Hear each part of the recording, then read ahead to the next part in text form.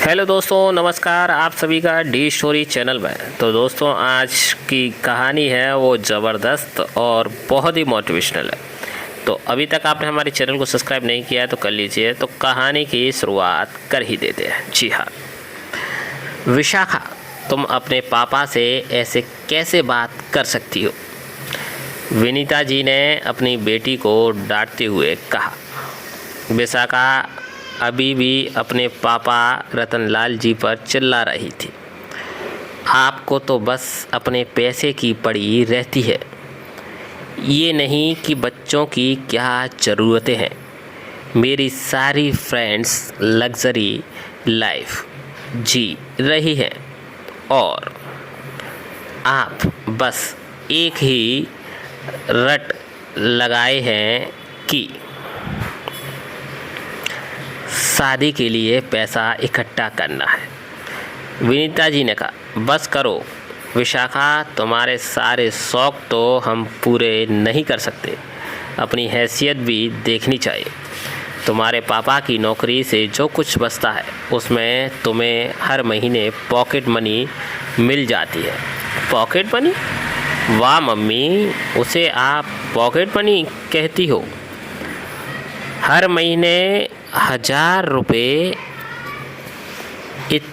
इतने तो मेरे एक दिन में ही खर्च हो जाते हैं। मुझे नहीं पता, मुझे इस महीने कम से कम 5000 रुपये चाहिए, विशाखा ने लगभग चिल्लाते हुए कहा। इधर रतनलाल जी चुपचाप सिर झुकाए बैठे थे।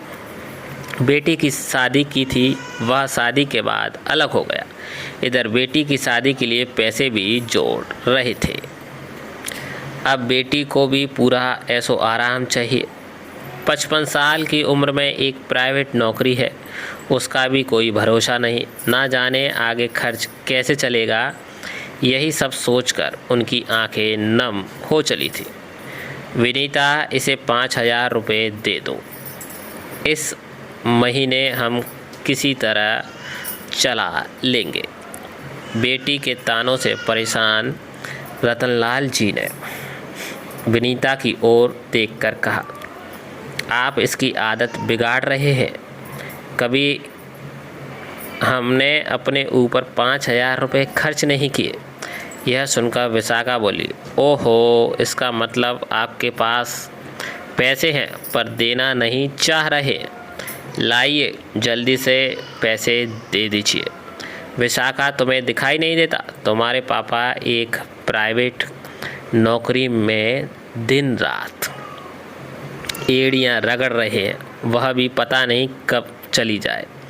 बेटा है कि शादी होते ही अलग हो गया और बेटी को लग्जरी लाइफ जी रही है, विनीता जी ने कहा और अंदर चली गई। अलमारी में से 5000 रुपये लाकर विशाखा के हाथ पर रखते हुए कहा, आज तो दे रही हूँ, लेकिन अगले महीने से कोई उम्मीद मत रखना।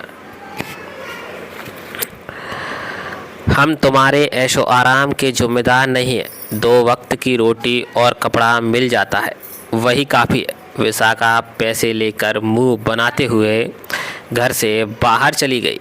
सुनो जी, कुछ अपने बारे में भी सोचो। अपने बुढ़ापे के लिए भी पैसा इकट्ठा करो, विनीता जी ने कहा। तो रतनलाल जी का दर्द उमड़ पड़ा।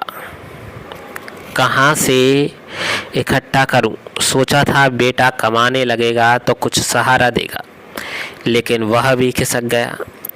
उसे पता था बहन की शादी करनी है, फिर पापा कभी भी घर बैठ जाएंगे। अपना घर संभालने से ज़्यादा उसने अपनी पत्नी के साथ ऐशो आराम की ज़िंदगी को ज़्यादा महत्व दिया। विनीता जी बोली, अब जो होना था हो गया। मैं चाहती हूँ इसके भी हाथ पीले कर दो, बाद में हम दोनों किसी तरह अपनी गुजर बसर कर लेंगे।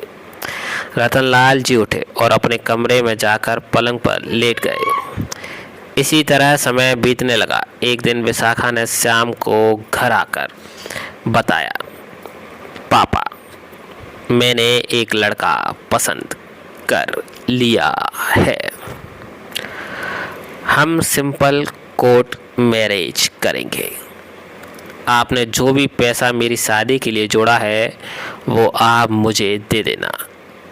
लेकिन बेटा, जब शादी ही करनी है तो अच्छे से करते, उनके परिवार से मिलकर बात कर लेते। रतनलाल जी ने कहा तो विशाखा ने कहा, नहीं पापा, राजीव को यह सब पसंद नहीं है। उसने तो अपने घर पर बताया भी नहीं है कि हम शादी के बाद अलग रहेंगे। कुछ दिन घर में बहस होती रही।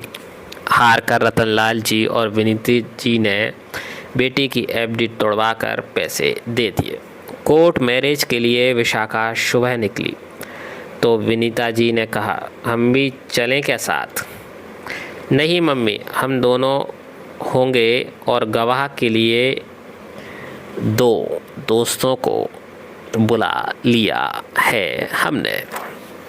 शादी करके मैं उनके साथ लेकर आ जाऊंगी आपसे मिलने। विशाखा ने टालते हुए कहा। रतनलाल जी सारी बात सुनकर खामोश बैठे थे। उन्होंने बस इतना कहा, बेटी वो पैसों का क्या किया? अपने बैंक में डाल दिए क्या? विशाखा ने कहा, नहीं पापा, वो राजीव को दे दी है। उन्हें बिजनेस शुरू करना है, साथ ही फ्लैट भी किराए पर लेना है। आज सब फाइनल हो जाएगा। विशाखा सज संवर कर घर से निकल गई। शाम तक बेटी के इंतज़ार में घर सजाकर विनीता जी इंतज़ार करती रहीं, लेकिन विशाखा नहीं आई। कई बार फ़ोन किया लेकिन उसने फ़ोन भी नहीं उठाया। शाम को विशाखा का फ़ोन आया। क्या हुआ मम्मी, कितनी मिस कॉल आई हैं आपकी? विनीता जी ने कहा, वो बेटी बस यही जानना चाहती थी तुम लोग कितनी देर में आ रहे हो। नहीं मम्मी, हम नहीं आ रहे हैं, राजीव ने मना कर दिया है। उसने कहा जब मैंने अपने घर वालों को छोड़ दिया तो तुम भी छोड़ दो। वैसे भी आपके पास अब बचा ही क्या है देने को?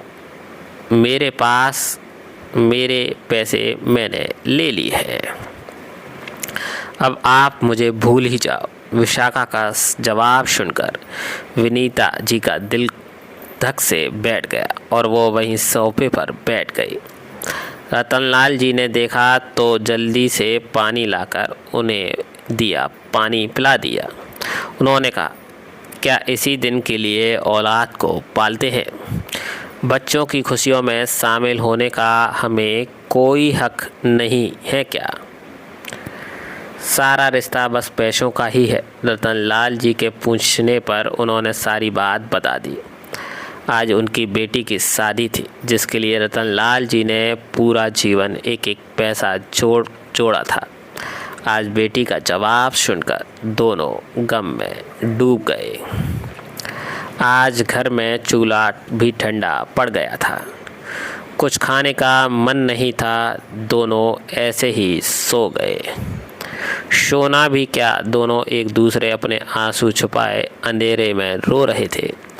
एक सप्ताह ऐसे ही बीत गया। एक दिन उसका बेटा रवि घर आया और बोला, आप लोगों ने विशाखा की शादी कर ली है और मुझे बताया भी नहीं। इतना पराया कर दिया कि मैं अपनी बहन की शादी में भी ना देख सकूं।